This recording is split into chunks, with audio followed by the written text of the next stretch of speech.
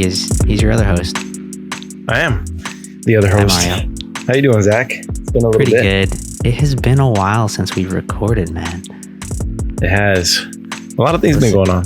Yeah, we took a break. Correct me if I'm wrong. We took a little break because you went away for a little bit, right? That's how it started. We took a hiatus. It started with me going out of town and then continued into. You went to North Carolina after that, I believe. So it's just been a very busy time and getting busier. Thank God. So yeah, it is a good thing. I'm glad we're able to record this one right now. But yeah, you went out of town. I went out of town, and then the fun thing is I'm going out of town this weekend again too. So oof. Yes. Well, you careful out there, man. Apparently, we got another tropical storm coming. So you never know. Funny is I've got a great story about this storm. So Dorian or the Dorian. Okay. I don't even know what the names of the other ones are yet. Humberto apparently. Are you serious? Yeah, it's Humberto. It goes in alphabetical order apparently. Oh yeah, I knew that. I just didn't know what the name was. Anyways, so the hurricane's way off on the coast. I think it was like a category 2, and a coworker of mine was like talking to me about the hurricane. I'm like, dude, I'm not even worried about it. It's nothing at the moment. It still has to go through a ton of water. It's got to go through islands, and then on top of that, it almost always curves up. So anyways, long story short, you're that guy.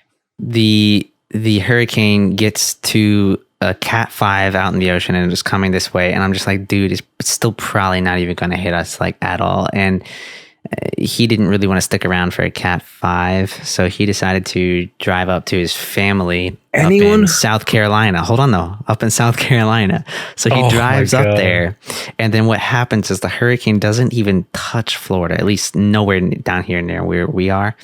And while he's up there, it hits him up there, and he loses power, and we're just sitting fine, and nothing even happened. Chilling. So he was stuck. Well, I don't want to say stuck, but he was up in South Carolina for that whole time, trying to avoid it, and just went right into the direct path of it. Yeah, I mean, he's not from Florida. Anybody really from Florida doesn't leave for a hurricane unless they're like in a situation where they have to. But unless you're in the Keys, put it that way.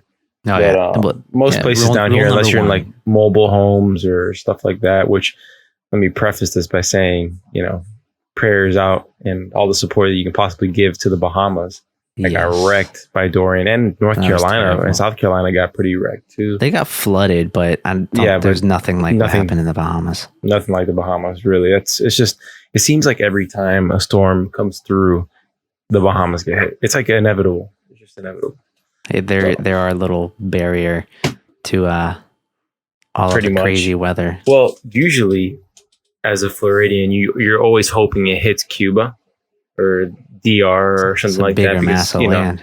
Well, not like on people or anything like that, but because of the mountainous terrain in Cuba, it really takes a toll out of the storm.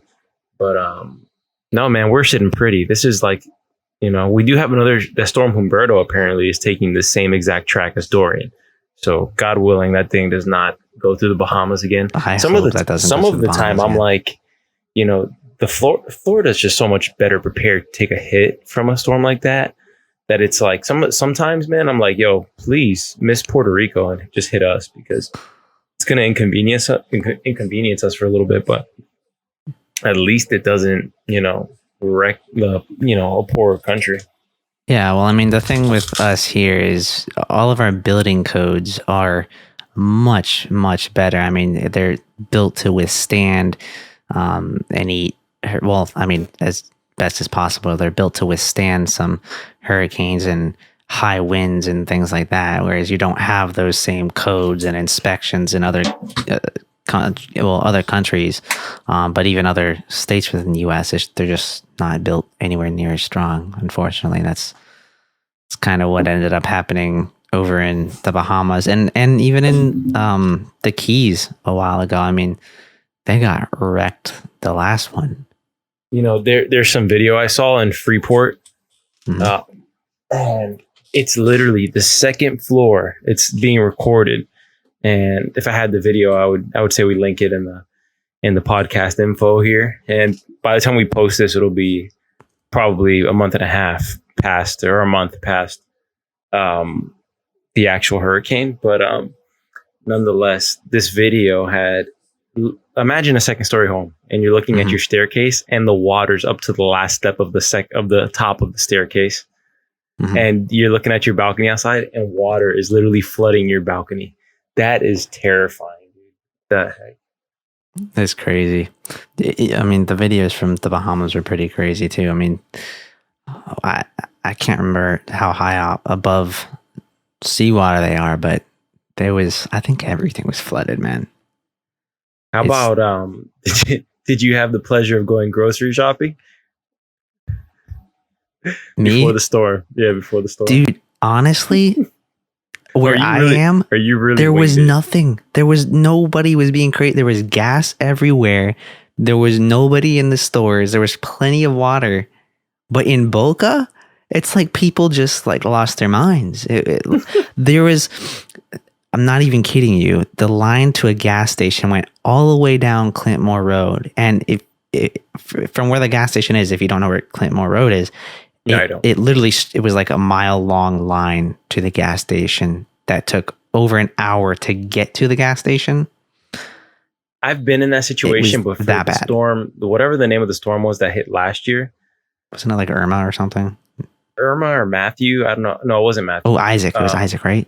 No, it wasn't Isaac. I would have remembered that name. That was before. I think it was Irma. Anyways, I didn't have to. Thankfully, I put gas without thinking about it before Dorian became an actual threat. And so I had a full tank like the whole time, because like 2 days before Dorian, I get a frantic call from my sister, and she's like, she's gonna hate me for saying this story, but she's like, I lost Oliver. Oliver is this little Maltese. And I'm like, oh dear God. I was literally heading to a meeting, and she's like, I lost the dog and I can't find him. I'm like, where did he go? And how did he get out? She's like, I don't know. He must have gotten out when I went to the grocery store like 2 hours ago. And I'm like, oh my God, he could be anywhere. I didn't tell that to her at that time, but I was like, Jesus, 2 hours? And this is not the type of dog that like runs off and just doesn't come back. He's the type of dog that you let him outside and he's like, oh no, hell no. Like Darwin's law out here is just not gonna let me live. So let me just stay by the doorstep is my best chance. But no, a little punk dog ran off. I drove around the neighborhood asking every person around, like, hey, have you seen a dog? I mean, some people look genuinely scared because in our society nowadays, a stranger comes to talk to you and it's like, what is he trying to get at? So no, I looked for the dog for like an hour and a half, couldn't find him. And eventually my mom gets there, starts walking down the street, and she's like saying a prayer in her head. She's like, God, please just point me in the direction of this dog. And I promise you, she turns around and there's an old man walking down the street with the dog in his hands. Dude, that's crazy. He was living like the way my sister's house set up. He would have been like down the block, but behind their house, like by probably, I don't know, a little less than a quarter mile, but nonetheless a distance. Like the dog would have had to travel. I don't know why the hell the dog did that, but yeah, I guess he's not as loyal as I thought he was. I was just curious. Or the Napoleon complex. You know, little dogs have the Napoleon complex. So they just act. Maybe he thought he could take on the world. That dog would have been dead in half a day for sure. Like it straight up. But I actually told my sister, I was messing with her. I was like, yeah, you know, I'm going to be honest with you. I found the dog like 15 minutes into looking, and I saw the old man had him. And I paid him $150 to keep him. And it turns out it wasn't enough money. And he brought him back 2 hours later. Too much of a pain in the butt. Yeah, pretty much. Yeah, man. What have you been up to? What is the newest in the new in the life of the great Zach Newton? Well, I mean, I guess the newest thing, or sort of most different thing I've been doing recently is trying to learn Gatsby JS and understand that. I'm not What is very Gatsby familiar. JS for the Okay, layman? so And I am the layman because I don't know what the you, hell Gatsby. yeah, you are the layman. Well, I kind of So know what it is. But.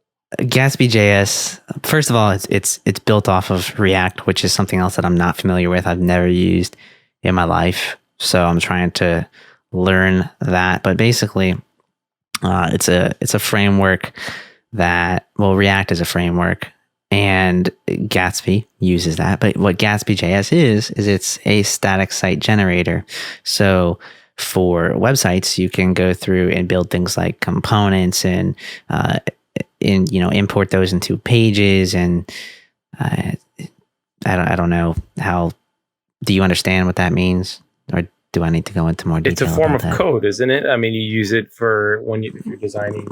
Well, so Gatsby JS, it's not a language; it's a tool. Okay, it's a in tool a sense, built on top of the language. Yeah, and I mean, you could look it up as well if you want to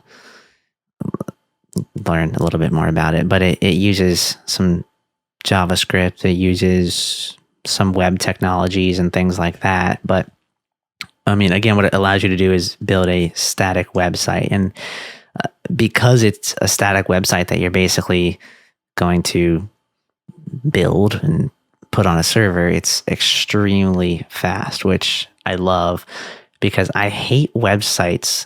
I mean, if it's a web application, that's different. I mean, that'll warrant having a database and things like that. But when it's just a website and it's marketing or whatever the case is, I hate solutions like WordPress and other solutions that are similar to that because they add so much bloat to it. It's like, first of all, I don't need a database to load a website. You don't need that at all. I mean, if it's just a simple site, make it static, which means you're not having to query the database and wait for a response back with whatever you're looking for. It's there.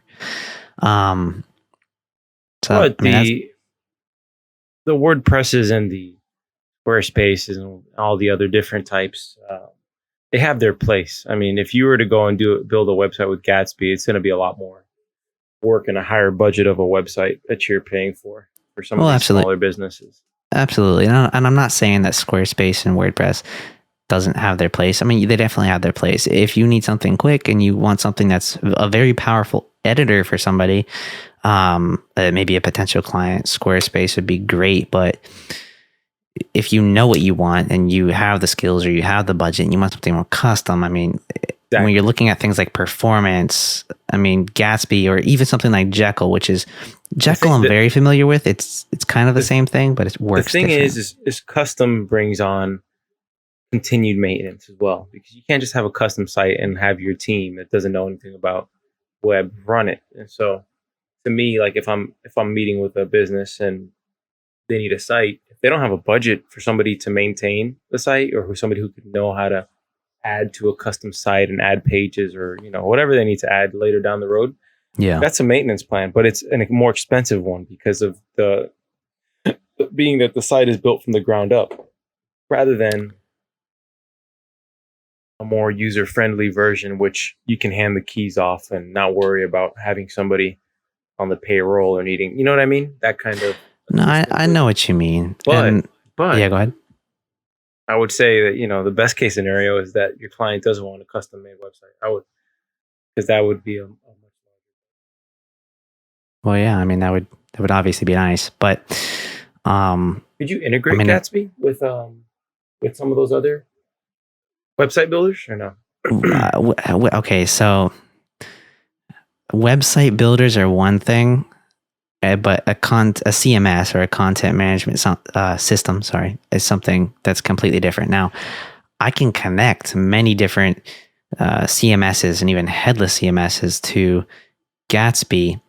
CMS is a content management system. It is a content management system, yes. So there's things... You got to let the audience know, because if they don't know what the hell CMS is. Nah, yeah, I'm trying to remember what the name of one is that I pretty much use all the time. What was it? CMS? It is a CMS. Forestry. Yeah, so Forestry is one CMS that I use a a lot. So you integrate it into your custom site. Yeah. And so, I mean, what I was saying a little bit ago is I'm much more familiar with using something like Jekyll, which is another static site generator, but it's completely different in the way that it works on the development side of things. So what these are is they're really like a development tool. So Jekyll runs using Ruby, and you generate all the files locally on your computer.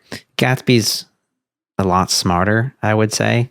A little steep, more of a learning curve there. But so what is your go-to combination of? All right, so my name's Mario, and I have a large company, and I'd like you to make a custom site for me. What is going to be your go-to solution? I think that'll be helpful for somebody listening to this to think about what is the latest and greatest. It doesn't have to be the latest and greatest either. Just your workflow. What would you choose and combine together to build a website? Well, right now, without understanding Gatsby and React and its fullest, I mean, the easiest thing for me, especially, would be to mix Jekyll, which is, again, a static site generator. Makes it very easy to build things, to kind of template things as well, and then connect that to a CMS like Forestry. Now, that's what I would do right this second, most likely. But if this site is going to be larger or need to have certain features, maybe like a authentication wall or things like that, that's where I would go and use something more like Gatsby. I just need to learn it a little more. Is Jekyll's website JekyllRB.com? JekyllRB.com, yeah. How do you feel about a site? I mean, this is so like Forestry has a beautiful website. Oh, it's beautiful. But Jekyll site is just like ugly by the Jekyll site is terrible. I mean, well, I don't want to say the site's terrible. It's very ugly. It's an ugly site for such a great tool, right? Oh yeah, no, the tool itself is phenomenal. Like I love Jekyll. If you know how to build websites and you wanna, make yourself more proficient and make things much easier for yourself, use Jekyll. I mean, or even if you're building yourself a little blog, I mean, I would suggest using Jekyll. It makes it very simple. How much code do you need to know in order to start with Jekyll? You need to be a full-on. You need to have at least HTML and CSS. You need at least HTML and CSS. For the most part, you can learn everything else just from reading their documentation. Jekyll's documentation is decent. Now, Gatsby's documentation is phenomenal. Jekyll's documentation is decent. It's good, but it doesn't not a lot of help to Gatsby. Not a lot of help.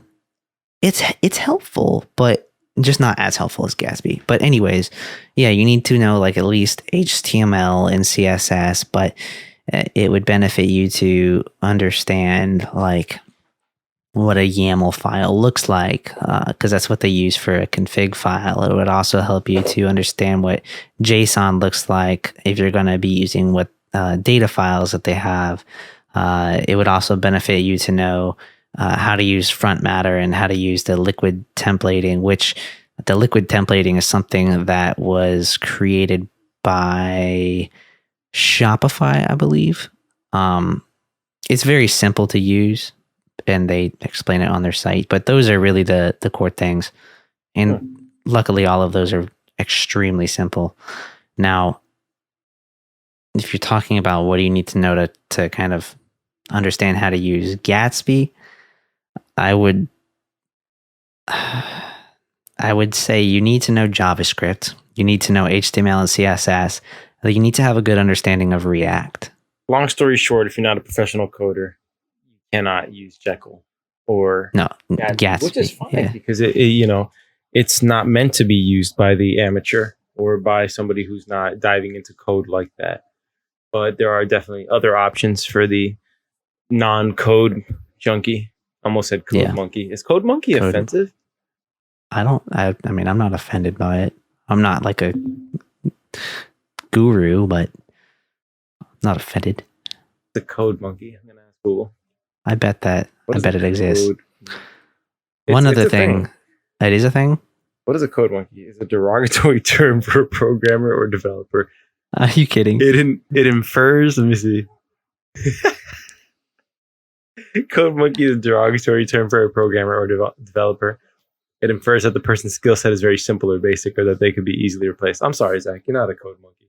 That's I hilarious. thought No, code I'm not. monkey meant like I don't know what I thought it meant. You I could thought just it go just ham at it and you knew. I thought it your was just stuff. somebody who was like all put their head down and all he did was code. Like they just could code the hell out of everything. It does sound more like that, but I guess maybe Now, they're making it sound like now you're that I've read clueless that because you're a monkey. definition. Now that I've read that definition, I don't think so. Now I'm thinking of like it's a mongrel. It's like somebody who you're like, oh, this is just a code monkey. It's like, you know what I think of? I think of like the airplane catastrophe that just happened with all the Boeings and how they paid like they outsourced some of their code to like Indian coders that for like 50. I don't know what they're paying them, dude. It was like minimum wage for coding like a very key component of the Boeing autopilot system. Yeah. So it's like, dude, you outsourced it to a cheap solution. There was a whole bunch of crashes. Like a whole bunch of people died. Yeah, and I know that was crazy. I think you should apologize to the people who are interested in code who don't know how to do it yet, though. Why should I apologize? Because you called them a code monkey. I didn't call anybody a code monkey. Apparently, that's such an insult, which I had no idea. I thought a code monkey was a term for a specialist. I'm not apologizing. Just take it as a compliment. Exactly. Today. Yeah.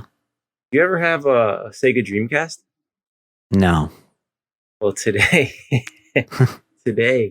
is the 20th birthday of the Sega Dreamcast. Are you serious? A wonderful, short-lived gaming system. Yes. You don't remember the Dreamcast? Bro, the first gaming system I ever had was a PlayStation 2. You're no gamer. No. Well, no. Not at all. The Dreamcast, I actually didn't own the Dreamcast, but it was the console that your friends had. I had a couple friends that had it. Man, I would play the hell out of that thing. I would play Sonic the Hedgehog and just go crazy on that. They used to have this little mini game with chows.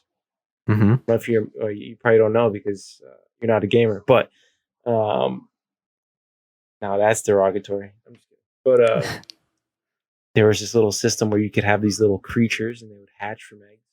And you could literally like train them to run in these little Olympics. It's phenomenal, dude. So you're breeding these little creatures, like making this super chow of the Olympic races and stuff like that. It was incredible, man. And then you could like breed them and make evil ones. And it was great. I don't even think I beat Sonic. I think I only played that thing. It was phenomenal. That's crazy. Also, Crazy Taxi. The other game, Jet Set Radio. Those were. I know Sonic the Hedgehog. Yeah. I don't know anything else you just said. Yeah, I'm alone in that boat. Many can relate, but yeah, for the ones that do, you know the nostalgia that hits you. Where is the well, in talking about time, where does the Sega Dreamcast place with the Sega Genesis? Oof. No, man, the Sega Genesis is definitely historically a better console. And I was too young to really appreciate it, but the Sega Genesis was actually the first console I ever played. And it's funny that you mentioned that, really. That's hilarious. That was the first console I ever played in growing up in my grandma's house. And we lived there for a few years. Mm-hmm. And we would go to the kitchen. I would go to the kitchen every morning because I didn't go to preschool. So I literally just straight up skipped that portion. Fancy. Schooling. And I would just wake up, go to the kitchen, play NBA Jam, play Street Fighter. I'd play Street Fighter with my dad. I'd play the Lion King game, Sonic the Hedgehog. I'd play Sonic as well with my sister. And, you never want it to be Tails. The Toy Story game, dude, it was phenomenal. The Sega Genesis is by far the superior system. I think anybody would say that. But the Dreamcast, it was kind of like Sega's last hurrah into Uh, gaming because they never released another. I don't think they released another console after that. I mean, I don't really recall any other names with Sega in it, but that wasn't really my era. If I had to rank different consoles, I would have to say that it would be Sega Genesis number one. Are we ranking like retro consoles? Or are we ranking I like was doing all time everything? I was gonna do all time. I was gonna do. If we're going all time, let me not order them. Let me not order the consoles, but let me just go and put them in a general order. The Okay. Genesis is up there. Okay. Then the PlayStation 1. All Then right. Nintendo 64. I'm gonna get some haters on that one. Probably. But I'm going PS1 over Nintendo 64. Nintendo 64 had those little niche games. You'd play Mario, you'd play Banjo, you'd play Donkey Kong, Mario Kart. Damn. N64 was actually really good. Tie of PS1 and N64. Okay. The PS2. Oof, the PS2 was a damn game changer, bro. It was the PS2 was crazy. I mean, it was the first one I had, but that was a good console. That was a I loved that console. Thing. That was. I remember one summer it started making like this noise that sounded like a bomb was about to go off in my room. Like you put in a game and it would play for like 5 minutes and then it would go. And I mailed it to Sony and it took them 3 months to fix it. I didn't play it. I didn't have and it was literally the beginning of summer vacation. Ooh. So I didn't have a console for like 2 months. It was, I had to be a kid that went outside, which I already did. But when you're done playing, you got to come inside for dinner. Because I think I was a part of the last generation that actually played outside. Now I feel the same way about myself. I would go outside, man, and we'd play sports till like sundown, and then go inside for dinner, shower, play video games the rest of the night. That was it. Mm-hmm. Unless a Harry Potter book was out, and then you'd read some Harry Potter. But at least for me, that was my thing. But going from the PS2, after the PS2, I gotta say, you gotta put the Game Boy Color and the Game Boy Advanced. No, Game Boy Color. I'm not putting the Game Boy Advance on this. And then the Xbox 360. The Xbox 360. I preferred it to the. I thought that was a better console than the PS3. The PS3. Yeah. Well, wait, hold on though. There was which Xbox 360 are you talking about? Are you talking about like the white one or the newer black one? The white one. The white one.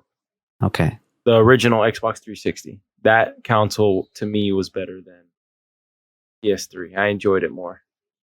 Interesting. Okay. Yeah, because the Sony released a weak lineup of games, and I've always been about story. And so if you didn't have any games that had story, I was just kind of out for a lot of it.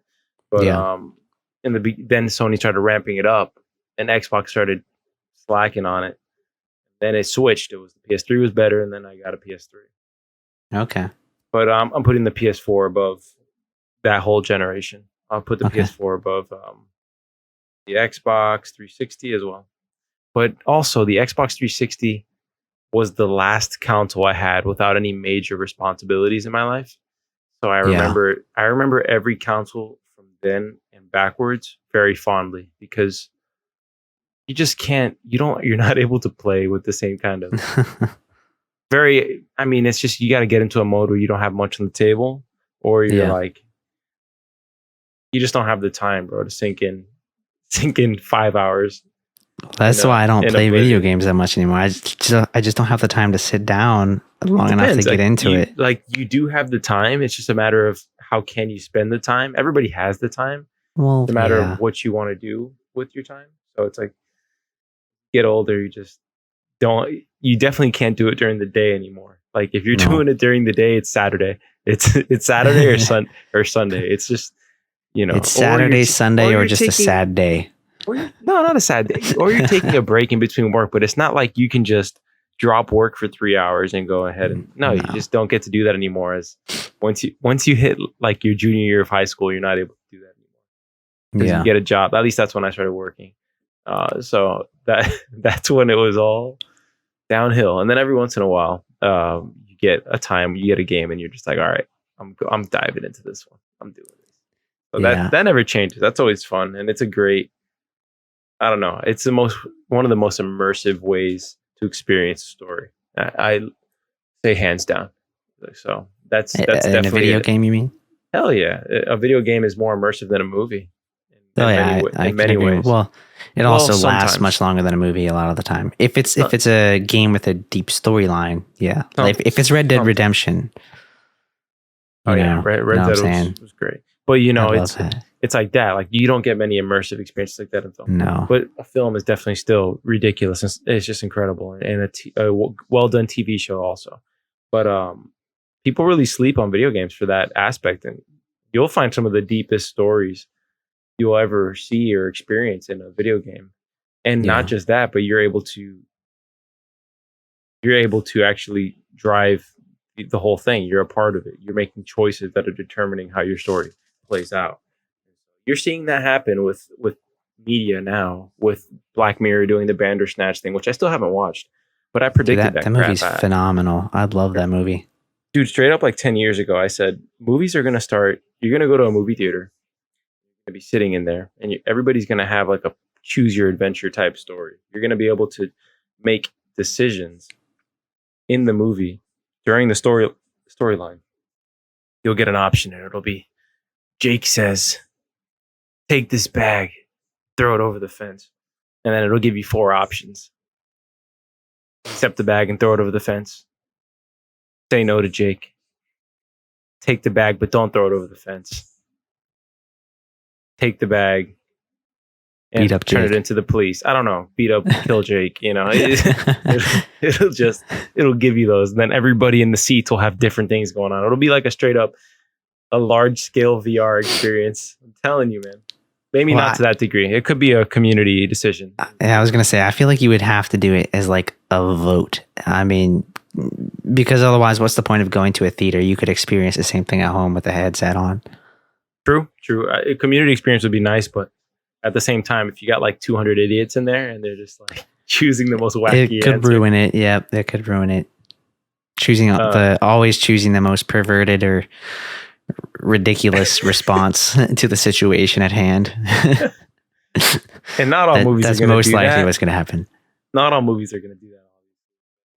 I could see it, man. You're seeing it in marketing. It's actually a form of interactive marketing and production that we talked about and we've seen done pretty well. I want to actually get into that, figure out a way to do that. I was going to say, commercial where you have a I choice. would like to take on like some sort of personal project that we can utilize that in as a tool to tell a story. And one company I think that did that very well already is Blind. Chris Doe's company. He did that. Blind Studio. Yeah. So was it the Heineken commercial that we saw? No, it wasn't the Heineken commercial. So there was a couple things that I had sent you or in the past. So one thing was Typeform that did a video just to kind of showcase how you can use their tool. Yeah, but then there was a different thing that I sent or talked to you about once a long time ago, I think. But it was something that Blind Studio did. And let me see if I can pull it up. But anyways, I can't remember what band they did it with.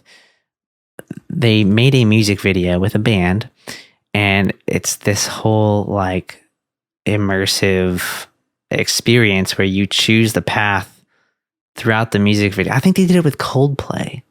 I think that's who they did it with. So was it Coldplay? I think so. So Blind. Speaking of Blind, Chris Doe will be here in October. Dude, I am so excited for that. I'm so excited. I want to so badly. I saw he responded to you on Instagram too. That was pretty cool. Yeah, man. I guess he's doing the respond to everybody thing now. Yeah. So I felt special until I saw that he responded to everybody. Oh, that sucks. I said, don't play with my feelings, Christo. Hey, all right, hold on though. So I just pulled this up. This is what Blind did. It's for the song Ink from Coldplay. And let me just read this little bit of a case study. Well, yeah, I guess you can call it a case study to you, real quick. A little bit about the project. Coldplay's Inc. is an interactive story about a lost traveler who journeys to the ends of the world in hopes of finding his lost love. Viewers explore beautifully animated environments, making real-time choices throughout the video, with over 300 possible paths to take. Each experience altering decision changes the how the story unfolds. That's dope, an oddly bro. worded sentence, but dude, it's crazy. What? Interactive video preview. How do you access that? I want to see it. Click here to watch the full experience on Eco. They made a website for it. I'll put the link to it in the show notes. This is amazing, isn't it? And I love this song too, man. It's a good one. I'm playing it now. It's phenomenal. What is it at right now? No. I'm actually playing the story. I'm making choices. Okay. Isn't it crazy though? Have you actually done it? Yeah, I've done it. I did it when it came out, which, I mean, now this had to have been a little while ago. But I mean, it's crazy. Snap. Choosing the dark path. I'll even put the like a link to the blind website project in the show notes as well, so you can take a look at it. This is the coolest thing I've ever seen. Dude, it's nuts. Oh, pick up the bottle. Let's do it. Let's take the bottle. Take a drink, Papa. Take a drink. Tough. We got a drink to get over her. Oh. It's so good. Isn't it? It's done very well. I was very surprised. Try not to think about her. This is so good. You're literally playing as this traveler.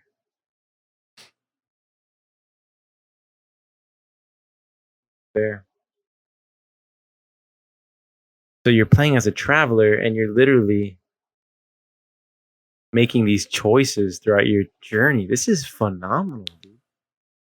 To a song, nonetheless. Something that's supposed to have rhythm and timing. You're supposed to have rhythm and timing? Well, I mean, no. I mean, that's a song has very specific timing in it. I mean, it's true. You know, and all the animations are in sync with it too. Yeah, animation is in sync. The transitions are phenomenal. The way that the whole thing's put together is just good. I was actually more surprised at how seamless. Well, no, I can't say that because I was very surprised at how well or how seamless they made that Bandersnatch movie. Anyways, no, it's just done very, very, very well. How long? It's a 4-minute experience? It's a 4-minute video, technically, yes. However, I cannot remember. No, I don't think you ever alter the length of the video because it's a music video, but I do think you can alter the path to it, like the entire path that you take throughout the video. I'm trying to get this. Trying to find my love here, bro. Now, this is great, man. Isn't it? The animation is, to me, the hardest part about all this.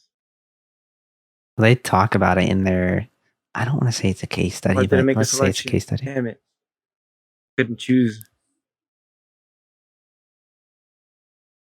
I guess not choosing is also an option. It is. It's it automatically chooses an option if you don't. My choice right now, I just messed up. I think if I dive in the water, I'm gonna die. I will don't spoil it for those who are still listening and for some reason haven't looked in the link and clicked it. Oh, I'm done for. I messed up.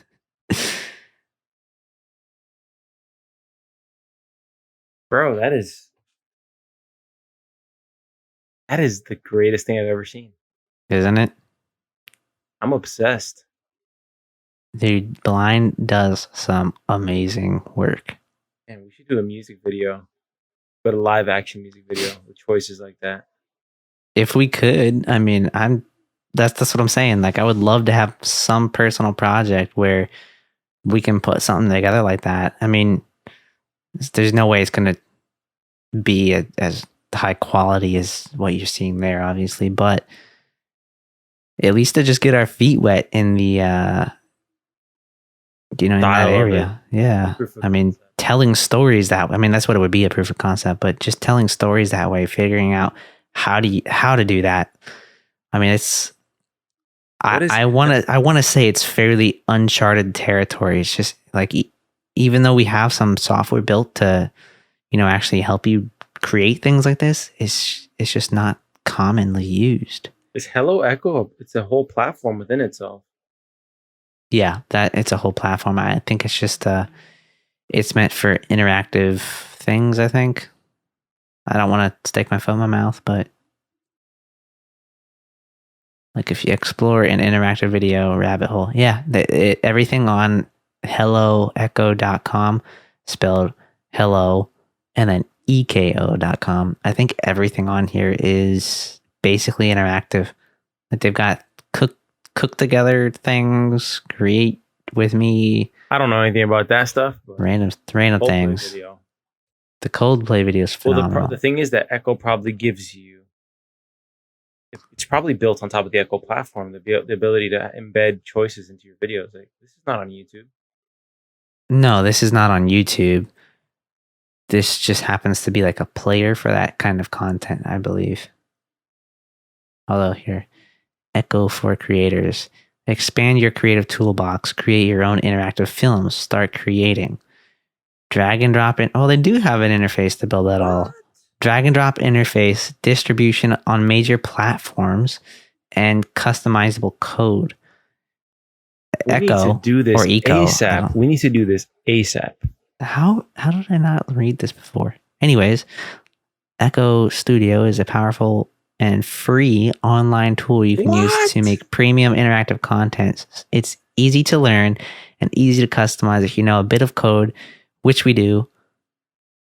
Even if you don't, you'll be amazed at how simply you can share your ideas. Creative guidelines. Wow. Everything you need to craft compelling stories, blah, blah, blah. Interactive. That's pretty cool. What happens if I click try it out? I'm going to sign up for this thing now and play around with it. Well, all right. Well, I think that sells it. I'm going to make one with some personal footage. I have some footage from California, a trip I took. I think I could integrate that footage in such a way that you make choices. It won't be as like seamless as the Coldplay thing, but you make a click here or there.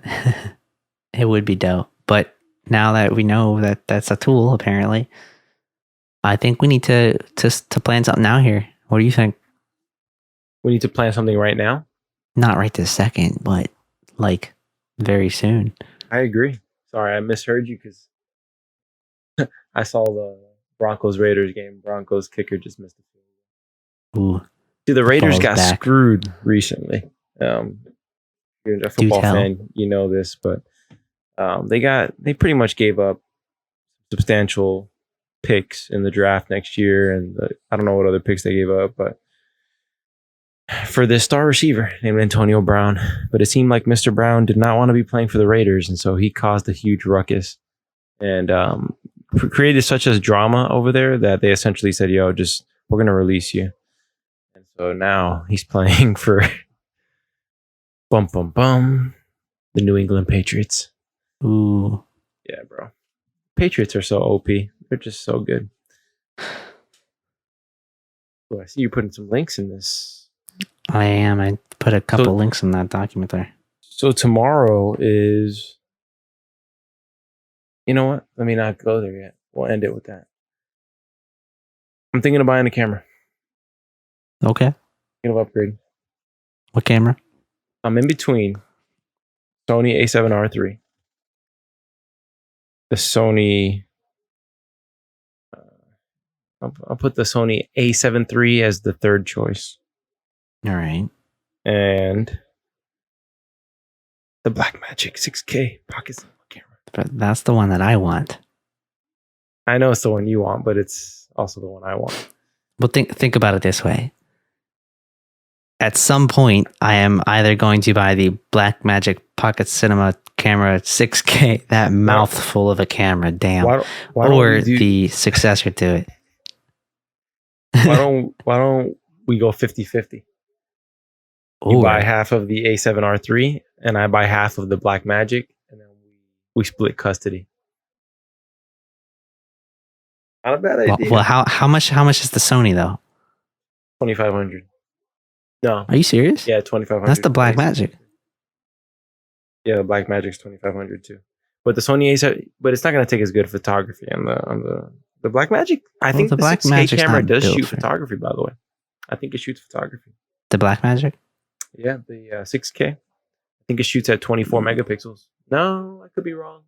Don't quote me on that. Maybe 12 megapixels. It's too late. You've been quoted. It's just nerd talk. But yeah, man. The thing is, I've been wanting to get a good versatile camera, and yes, the Blackmagic shoots OP video. Yes, absolutely. Mm-hmm. You know what? You make a good point, but you need to buy that thing then by the end of the year. I want to buy. You can finance it. I still have. I don't need to finance it. No. I have. Look, sometimes they give you a financing option where, and I know neither of us like to invest necessarily, but if you can do it in 12 months and not pay any interest, some people offer that. Finance the thing. Yeah, I know. I think you should buy it tomorrow. I just don't like financing anything. I like to just pay for it and own it immediately. I mean, I get you, but now let me ask you: you get the Blackmagic camera. Yeah. What lens are you looking at? Adaptable with all Canon lenses, apparently. Yeah, so this one has the EF mount on it, so I can use any Canon lens. So I know I need a wide, but I also want to get a very good prime. So I was looking at a Zeiss, but I was looking at like a classic. Well, I don't want to say classic, like a vintage Zeiss lens. I mean, it still has really good glass, and it's just going to be fully manual. That's the only thing about it. Yeah, no IS in it. Yeah, but if I'm shooting film, I feel like I don't really want autofocus. You're honestly running around shooting handheld, fam. Well, then I just won't run around shooting handheld. Come on, that's what the Pocket Cinema's for. But that thing could not fit in 2 pockets. The 6K one? Yeah, well, yeah. The other one, it's tiny, but it's not that tiny. I mean, it's the original. I've thought about it also. The 4K version is phenomenal. It's just the 6K version is such a bargain. You know, we're seeing like a time where really cinema quality cameras are just becoming so affordable. I can't wait till the day that this camera is like $1,500. That's nearby. The Blackmagic Pocket Cinema camera. We're nearby. Think about it. 10 years from now, what is the 6K camera? You know, I mean, where are we going to be? Like a 14K at that point? I don't even know. Is there a limit on the K? Now you have the 8K TV coming out, the QLED for Samsung. You know? Well, I mean, yeah. Where do we end? Now you're going down another rabbit hole right now. So I think 8K is currently standardized in Japan, but 4K has only just recently been standardized here in the United States. So I do think it's going to be a much longer time for us to get not only 8K displays, but I mean, if you're gonna output in 8K, you need to be capturing in higher resolution than 8K. You should be, because otherwise, you're literally limited all the time. What point are we going to stop realizing the difference, the quality? You know, there's actually some very interesting videos on YouTube that you can look up to see that talks about, you know, what is the resolution of the human eye. And yeah, I mean, there is no technical resolution. We're already past the resolution of the human eye, aren't we? Well, no, because there's no real technical resolution. You know what I mean? It's measured differently. I know what you mean. I think technically, in a sense, we are, but you have to analyze the way that the eye works, because there's so much more to the eye and the way that it processes information than what you would see output on a screen from a camera. It's interesting to look up. So I mean, I would definitely look up, what is the human eyes resolution and see what kind of comparison videos you can find. There's some pretty cool ones. Or you can look it up and tell us about it. If I do. On another note, the Apple event is tomorrow. Oh, I know. I am so psyched about that. Are you? I'm always psyched. I'm not that psyched about it, but I enjoy the hardware ones much more than the software ones. This is a hardware one. This is always their annual hardware one, right? Yeah, this is the hardware. The software is already done. Anything you're expecting, hoping for? Well, I'm curious to see what the heck they're doing with the iPhone, but I don't think I'm going to get it this year. If all they change to it is add a freaking that camera third lens, I'm not going to get that. It's ugly. So you changed your mind, okay? It just doesn't look that good, and it's not worth upgrading the phone. Now the Apple Watch, I'm very curious to see what comes out on it, and I'm probably going to get that just because mine's now going to be 2 generations old because I didn't get the last one. I would love it if they had glucose monitoring on there, like a CGM built into it, because that would be dope. That would replace, because I'm a diabetic, so that would replace my need for a CGM, which costs a butt ton of money. So I'd rather just use a watch. How would they be able to monitor your glucose levels with a watch? So, I actually think, I mean, this is me repeating some things that I've heard of, potential things that Apple may have been working on or is still working on. And I think that was actually one of the goals of the watch that was kickstarted by Steve Jobs initially, I want to say. The idea was put into motion then. And again, don't quote me on that, but I think that was the case. But with the Apple Watch, I mean, you can monitor your heart rate. And I mean, if you think about it in a simple way, I mean, you're shining a green light through your skin, you can kind of monitor your heart rate, but there's much more involved than that. Did you say that Steve Jobs, I mean, he had the Apple Watch idea, but did he have an idea for the glucose monitor or no? I think it was the glucose monitor that he had an idea for.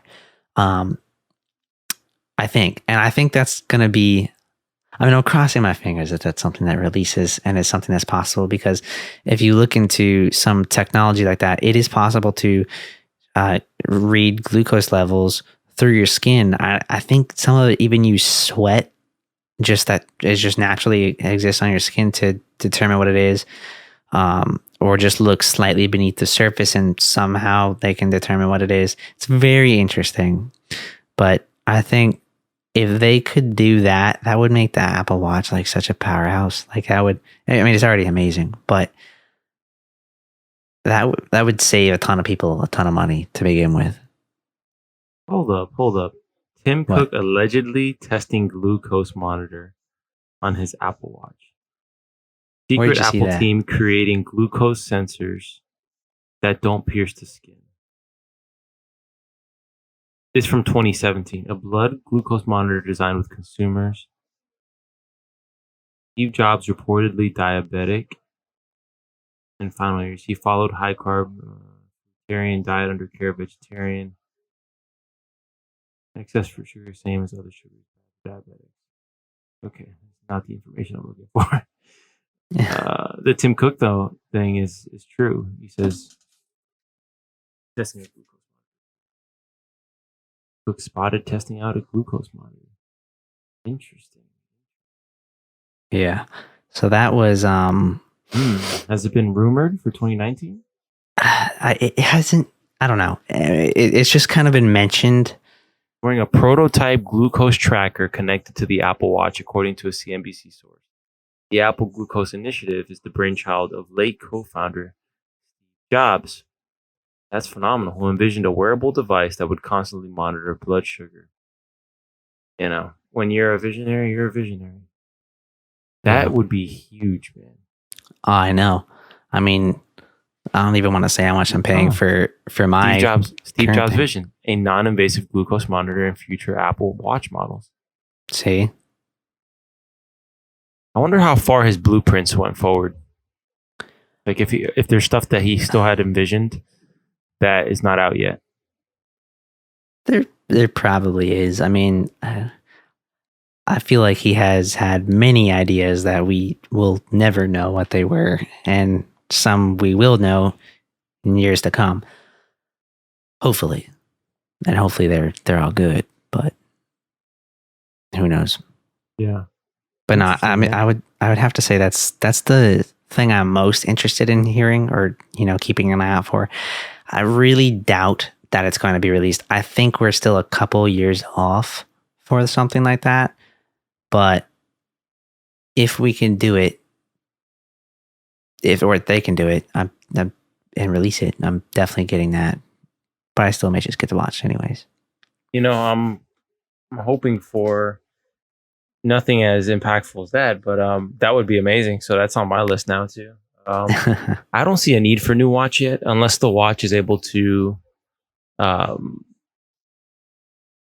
play music like Spotify or Apple Music directly from the watch. I think that's already a thing, no? You can run. No, it's not. But okay. Well, all right. So you can download music to it, yes, and then you can play it from the watch. However, with the new watchOS operating system that's coming out, which I know of because of the software event that I saw, I do believe you are going to be able to just stream directly from the watch itself. And even the watch will have its own app store too. So you don't have to go to the watch app on the phone to download an app on the watch. The thing for me is the watch itself. I don't know what apps I would actually even want. I would love to have Spotify and just go running without my phone. Mm-hmm. But not gonna lie, let me see. I would like that more than anything. You might call me crazy. I am hoping for a revamped user experience in the podcast store, or the podcast, whatever you want to call it. I think that app. The podcast app to me is terrible. I think the way they have it set up is like, it's not awful, but it could be so much better. Especially for how big podcasts are. Apple Podcasts in general, the iTunes desktop version and the mobile version. Well, I can tell you the desktop one is going to completely change with the new operating system that's coming out. Is it coming out tomorrow, or like within the next couple months? It's probably going to come out within the next few weeks, I would assume. I mean, because they typically have a software event that they hold where they announce, not all, but some of the new features and things like that. June or July. Yeah, that was a little while ago. I think it's in June. And then all the stuff that they talk about during the software event, they release at the time, or right around the time that they actually release the hardware from their hardware event. So hopefully it's like halfway through this month. But I do know with the new operating system for the computer, they're completely changing the whole iTunes thing. I think they're breaking it out to where like music is its own app, podcast is its own app, and then you're going to have iTunes. And yeah, it should be. And then now when you plug in a device to your computer, it doesn't automatically open iTunes. And how about this? That when you subscribe to a podcast, you don't need it to actually download to your phone. I don't even think you can turn that off. Like if you're subscribed, it downloads to your phone. How about like you just give me show it up on my feed, refresh my feed constantly. The podcast app on the desktop currently, to my knowledge, doesn't have a way to automatically refresh podcast. You have to literally manually refresh the podcast feed. Yeah, I don't think it does refresh automatically. That's crazy. That's crazy to me that they don't have that yet. So it'll be nice to see them change that. I would see what I think happened. Love an iPad version. I've been in the mood to get an iPad, but something that can replace a laptop on the go. Like literally, truly replace a laptop. Where I could even connect a keyboard and a mouse and edit from it. Well, with the new operating system, iPad OS, you can connect the mouse to it. That would be lit. Well, I mean, you'll be able to do it in like a couple weeks for sure. Well, I'm not buying an iPad in a couple weeks. Yeah, but if you get the camera, what are you going to edit on while you're out in the field? My laptop. My extra MacBook that I have here. Yeah. The 20 model or 2050. Okay. Well, with that being said, that takes us to the hour mark in a good return episode of the Midnight Exchange. Absolutely. It's actually do you have any turning closing midnight right comments? It's turning midnight. I mean, no, not really. I'm just glad to be back. Glad that we're recording this again. Hopefully, we can squeeze one in next week once I get back from North Carolina again. We'll squeeze one in next week. Obviously, not Monday. No. Maybe Wednesday or Thursday. Thursday, probably better. Just because I have a gig on Tuesday morning and have to turn over something. Maybe Wednesday. Let's play it by ear.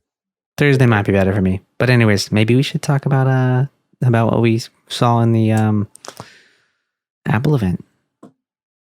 That'll be a good one. That'll be good. All right. Cool. Do it. All right. Well, I think we can go ahead and wrap this on up here. So if you want to, keep tabs on us, you can go follow us on Twitter at THEME podcast. So that stands for the Midnight Exchange, but that would be too long.